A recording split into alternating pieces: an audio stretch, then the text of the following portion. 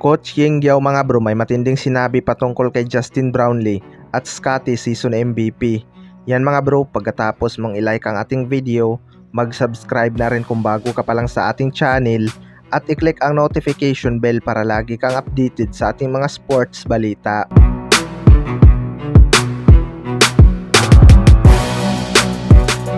So mukhang magiging maganda nga ang conference na ito mga bro dahil matagal-tagal ding walang PBA.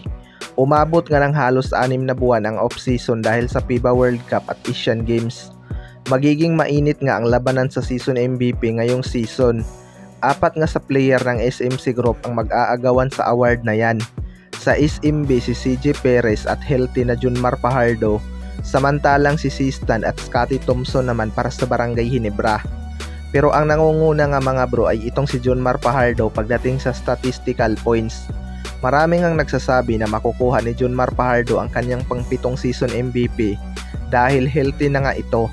Nakuha lang daw ni Scottie Thompson noon ang season MVP dahil na-injured itong si Junmar Fajardo.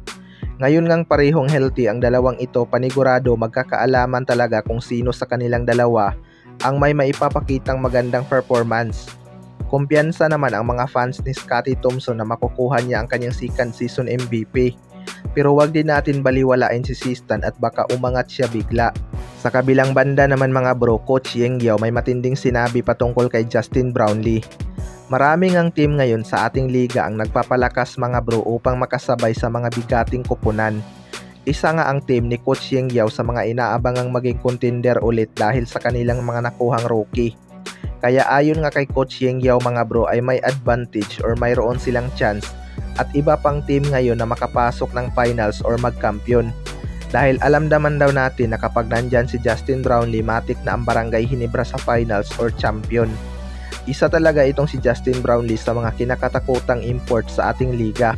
Hindi man siya tulad sa ibang import na sobrang athletic, napaka-efficient niya naman pagdating sa opensa. Ganitong import talaga yung mahirap maging kalaban mga bro, dahil hindi nga ito nagyayabang at nakafocus lang sa laro.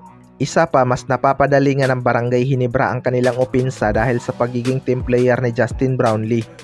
Ang nakakabilib nga sa kanya mga bro ay alam niya nga kung kailan niya kailangan mag-take over at umiscore. Ika nga ni Boss Al Francis Chua, matalino talaga itong si Justin Brownlee pagdating sa basketball. Pero kapag nakabalik si Justin Brownlee ngayong Commissioner's Cup, panigurado kakabahan talaga ang ibang team lalo na at kilala nila itong Barangay Ginebra na mayroong Justin Brownlee. Lalong-lalo na kapag playoffs dahil doon talaga lumalabas ang kanilang laro. Kayo mga bro, ano masasabi nyo tungkol dito?